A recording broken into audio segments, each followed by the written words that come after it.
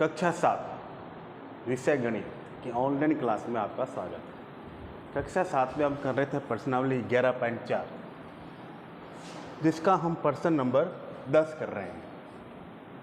इसमें है कि दी गई आकृति में छायांकित भाग का क्षेत्रफल ज्ञात कीजिए। तो देखिए आपको एक आकृति दिखाई दे रही है ABCD। ये एक आयताकार आकृति है जिसकी लंबाई है 18 सेंटीमीटर और चौड़ाई है 10 सेंटीमीटर। अब इसके अंदर देखिए ये छायांकित भाग जो है इसका क्षेत्रफल ज्ञात करना है। तो इस आकृति में देखिए आपको यहाँ पे तो एक दिखाई दे रहा है, यह है एक त्रिभुज, यानी त्रिभुज नंबर 1। फिर यहाँ पर भी देखिए त्रिभुज की आकृति दिखाई दे रही है, ये त्रिभुज नंबर 2। हम क्या करेंगे, सबसे पहले ये आयताकार आकृति जो दे रखी है इसका क्षेत्रफल ज्ञात करेंगे। क्षेत्रफल ज्ञात करने के बाद ये दो त्रिभुज जो दिखाई दे रहे हैं, इन दोनों त्रिभुजों का अलग अलग क्षेत्रफल ज्ञात करेंगे। फिर इस पूरी आयताकार आकृति में से इस दोनों त्रिभुज के क्षेत्रफल को हम घटा देंगे और घटाने पे जो शेष बचेगा वो छायांकित भाग का क्षेत्रफल रह जाएगा। तो सबसे पहले आयताकार आकृति या आयत ABCD की लंबाई बराबर 18 सेंटीमीटर।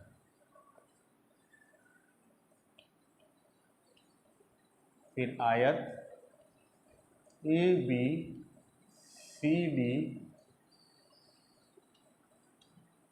की चौड़ाई बराबर 10 सेंटीमीटर। आयत ABCD की लंबाई बराबर 18 सेंटीमीटर। आयत ABCD की चौड़ाई 10 सेंटीमीटर। हम इसका क्या ज्ञात करेंगे, क्षेत्रफल। तो आयत ABCD का क्षेत्रफल, और आयत के क्षेत्रफल का सूत्र होता है लंबाई इंटू चौड़ाई। लंबाई दे रखी है 18, चौड़ाई दे रखी है 10 सेंटीमीटर। अब देखिए 18 को 10 से गुणा करेंगे, एक 0 को भूल जाइए, 18 को 1 से गुणा किया, 18 एकम 18 और पीछे 0 उतार दीजिए।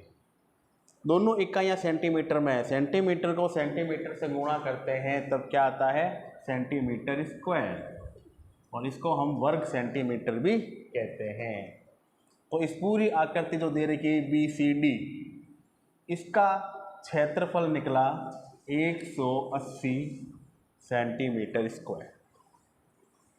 अब इस आयत की आकृति का क्षेत्रफल निकालने के बाद ये जो दो त्रिभुज दिखाई दे रहे हैं आपको, हमें इनका क्षेत्रफल ज्ञात करना है। तो सबसे पहले आयत देखिए FAE, त्रिभुज का आधार है 10 और इसकी लंबाई है, ऊंचाई है 6। तो हम इसमें लिख देंगे त्रिभुज EAF का आधार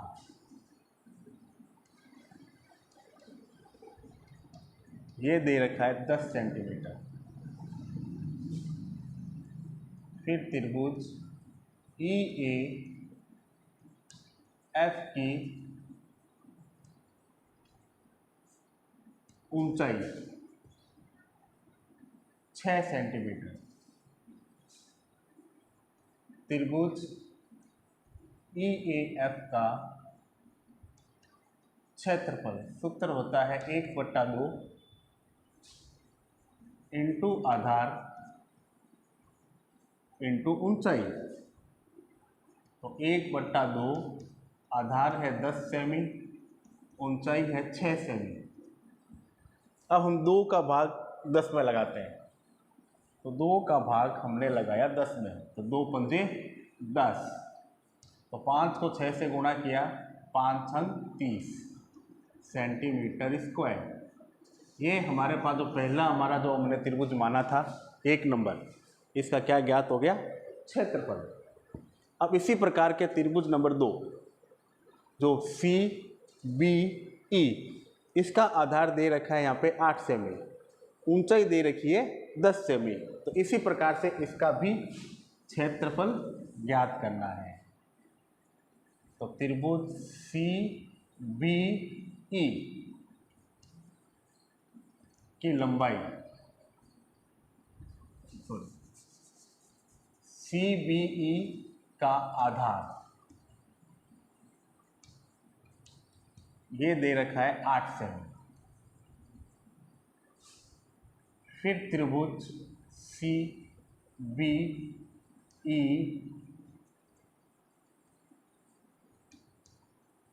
की ऊंचाई ये दे रखी है 10 सेमी। त्रिभुज सी बी ई का क्षेत्रफल, सूत्र लिखा था अभी हमने 1/2 आधार इंटू ऊंचाई, 1/2 इंटू आधार इंटू ऊंचाई। 1/2 आधार है हमारे पास 8 सेमी, ऊंचाई है 10 सेमी। तो 2 का भाग लगाए, 2 एकम 2, 2 दूनी 4, 2 तिया 6, 2 चौके 8, कितना हो गया? 8। अब 10 को 4 से गुणा करेंगे, 10 चौके 40 सेंटीमीटर स्क्वायर। ये निकल गया हमारे दूसरे त्रिभुज का क्षेत्रफल। अब हमें क्या ज्ञात करना है? छायांकित भाग का क्षेत्रफल।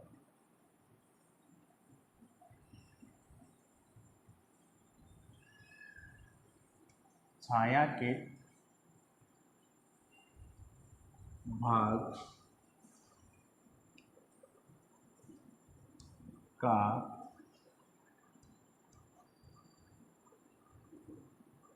क्षेत्रफल। तो इसका सूत्र है आयत ए बी सी डी का क्षेत्रफल माइनस त्रिभुज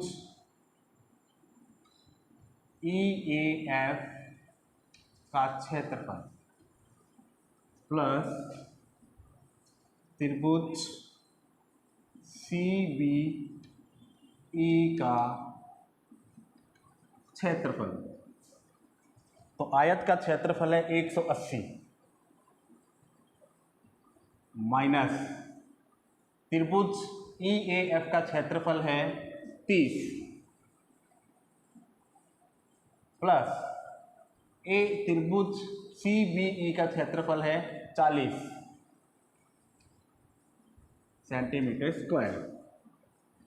यानी 180 माइनस इन दोनों को जोड़ दीजिए, 70 और 40 30 और 40 70 सेंटीमीटर स्क्वायर। अब इसको हम क्या करेंगे? 180 में से घटा देंगे, 0 8 में से 7 गया 1 और 1 180 सेंटीमीटर स्क्वायर। और ये क्या है आपका आंसर? क्या निकला? ये जो छायांकित भाग दिखाई दे रहा है इसका क्षेत्रफल। तो इस प्रकार से आपको इस सवाल को हल करना है। आकृति देखिए, सवाल हल किया उसको देखिए, इसको समझिए और फिर स्वयं हल करने का अभ्यास कीजिए। धन्यवाद।